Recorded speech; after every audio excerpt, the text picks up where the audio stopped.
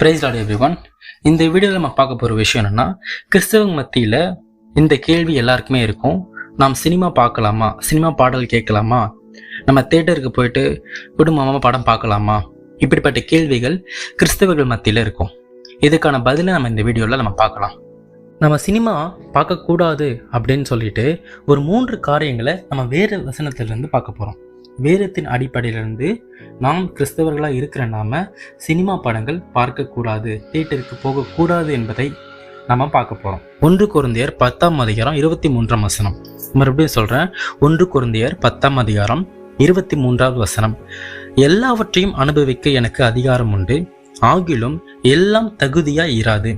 எல்லாவற்றையும் அனுபவிக்க எனக்கு அதிகாரம் உண்டு, ஆகிலும் எல்லாம் பக்தி விருத்தியை உண்டாக்காது. இந்த இடத்துல பவுல் 2 விஷயத்த சொல்றாரு. என்னன்னா, எல்லாம் எனக்கு தகுதியா இராது அப்படின்ற ஒரு விஷயத்த சொல்றாரு. அடுத்தது, எல்லாம் எனக்கு பக்தி விருத்தியை உண்டாக்காது அப்படின்ற விஷயத்தையும் சொல்றாரு. முதலாவது குறிப்புல இந்த சினிமா பார்க்கறது கிறிஸ்தவர்களாகிய நமக்கு தகுதியான விஷயமா ஃபர்ஸ்ட் பார்க்கணும். அப்படி இல்லைன்னா நம்ம அதை பார்க்க தேவையில்லை. எப்படி நமக்கு தகுதியே இல்லையா பார்க்கணும்னா, நம்ம யாருன்னா நம்ம தேவனுடைய பிள்ளைகளாக ஆனவர்கள். இந்த உலகம் நமக்கு தகுதி இல்லை. உலகம் நமக்கு பாவமாக தோன்றும். உலகம் நமக்கு கீழ்த்தனமானது. ஏன்னா உலகம் அசுத்தமானது. உலகத்திலிருந்து வரதுதான் சினிமா. அப்போ அதுவும் நமக்கு தகுதி இல்லை. முதலாவது. செகண்ட், நம்ம பார்க்கலாம், பக்தி விருத்தியை உண்டாக்காது அப்படின்னு இருக்கு. சினிமா பார்க்கறதுனால நம்மளுடைய ஆவிக்குரிய வாழ்க்கையில ஏதாவது ஒரு பலன் இருக்கா முதலாவது யோசிக்கணும். அப்படி இல்லைன்னா நம்ம அதை பார்க்க தேவையில்லை. சினிமா பார்க்கறதுனால கர்த்தரோட இருக்கிற உறவு நமக்கு இன்னும் புதுப்பிக்கப்படுதா, இல்லை இன்னும் நாளுக்கு நாள் பலனடைந்து அதிகமாக தான் பார்க்கணும். அதுவும் ஆகலை. அப்போ எந்த விதத்திலுமே அது பக்தி விருத்தி உண்டாக்கலை.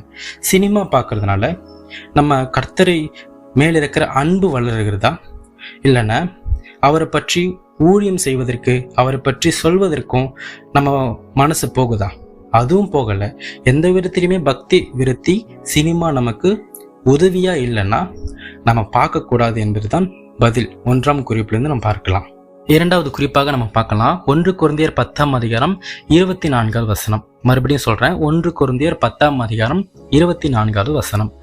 ஒவ்வொருவனும் தன் சுய பிரயோஜனத்தை தேடாமல் பிறனுடைய பிரயோஜனத்தை தேட கடவன்.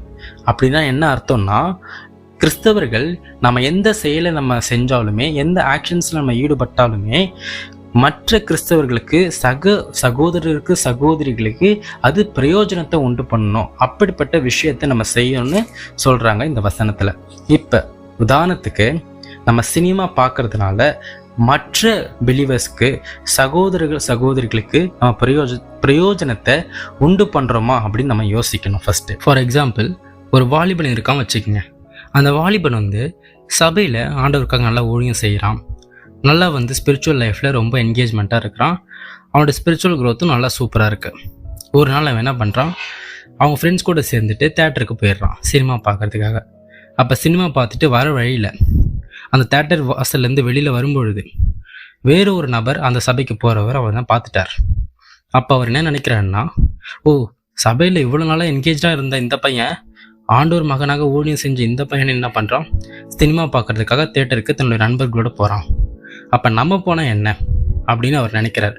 பார்த்தீங்களா, இப்போ இவன் பண்ண இந்த செயல் பிறருக்கு எந்த விதத்திலுமே ஒரு பிரயோஜனத்தை உண்டாக்காம இடரல்ல உண்டு பண்ணுது. இதுதான் இங்கே பவுல் எச்சரிக்கிறார். நம்ம எந்த ஒரு செயலை ஈடுபட்டாலும் சரி, பிறருக்கு அது பிரயோஜனத்தை கொடுக்காம பிறருக்கு இடரல் உண்டு பண்ணா அந்த செயலை நம்ம செய்யக்கூடாது அப்படி சொல்லிட்டு. அப்போ சினிமா பார்க்கறதுனாலையோ, சினிமா பாடல்கள், சினிமா கதைகள், இல்லை சினிமா வசனங்கள் நம்ம ஸ்டேட்டஸில் வைக்கிறதுனாலையும், நண்பர்களுடன், குடும்பங்களுடன் நம்ம தேட்டருக்கு போகிறதுனாலையும் மற்ற விசுவாசிகளுக்கு நம்ம இடரெல்லாம் இருக்கிறோம் தவிர எந்த விதத்திலும் மற்றவர்கள் கர்த்தரிடத்தில் வளர்கிறதுக்கு நம்ம பிரயோஜனப்படவில்லை. 3வது காரியம் நம்ம பார்க்கலாம், 1 கொரிந்தியர் 10ஆம் அதிகாரம் 31வது வசனம். நான் மறுபடியும் சொல்கிறேன், 1 கொரிந்தியர் 10ஆம் அதிகாரம் 31வது வசனம். ஆகையால் நீங்கள் புசித்தாலும் குடித்தாலும் எதை செய்தாலும் எல்லாவற்றையும் தேவனுடைய மகிமைக்கென்று செய்யுங்கள். இப்போ நம்ம இந்த டாப்பிக்கில் பார்க்குறது சினிமாவை பற்றி பார்க்குறோம். சினிமா பார்க்கலாமா பார்க்கக்கூடாதா அப்படின்னு சொல்லிட்டு. இப்போ சினிமா பார்க்கறதுனால தேவன் மகிமைப்படுறாரா? இதை ஃபர்ஸ்ட் நம்ம யோசிக்கணும். இரண்டாவது, சினிமா பார்க்கும் பொழுதோ இல்லை சினிமா கதைகளை பற்றி நம்ம ஃப்ரெண்ட்ஸ் கூட நின்றுக்கிட்டோ உட்காந்துக்கிட்டு நம்ம பேசும் பொழுதோ இயேசுவோட பெயர் மகிமைப்படுதா? இல்லை இயேசு அதை ரசிக்கிறாரா? அவர் நம்ம கூட இருந்து அதை நம்ம ஃபர்ஸ்ட் யோசிக்கணும். இப்போ இந்த காரியத்துக்கு நீங்கள் நோ அப்படின்னு சொல்கிறீங்கன்னா அப்போ நம்ம சினிமா பார்க்குறத அவாய்ட் பண்ணணும். எல்லா கிறிஸ்டின்ஸும் பொதுவாக இந்த கேள்வி கேட்பாங்க, என்னன்னா சினிமா பார்க்குறது பாவமா இல்லையான்னு சொல்லிட்டு. ஆனால் உண்மையாக இந்த கேள்வி முதல் தவறானது. சினிமா பார்ப்பது பாவமா இல்லையா நம்ம கேட்கக்கூடாது. சினிமா பார்ப்பதனால் தேவன் மகிமைப்படுறாரா? இந்த கேள்விதான் கிறிஸ்தவங்க கேட்கணும். தவிர சினிமா பார்க்கறது பாவமா இல்லையா நாம் பார்க்கக்கூடாது. சினிமா பார்ப்பதினால் தேவன் மகிமைப்படுறாரா? இந்த கேள்வி கேட்கணும். சினிமா பார்ப்பதனால் தேவன் நம்மோடு சேர்ந்து அதை ரசிப்பாரா? இதை கேட்கணும். சினிமா பார்ப்பதினால் நம்மளுடைய ஆவிக்குரிய வாழ்க்கை கடவுளோடு நெருங்குதான் பார்க்கணும். சினிமா பார்ப்பதினால் நாம் தேவனோடு இருக்கிற உறவு அதிகப்படுதா? அதை கவனிக்கணும்.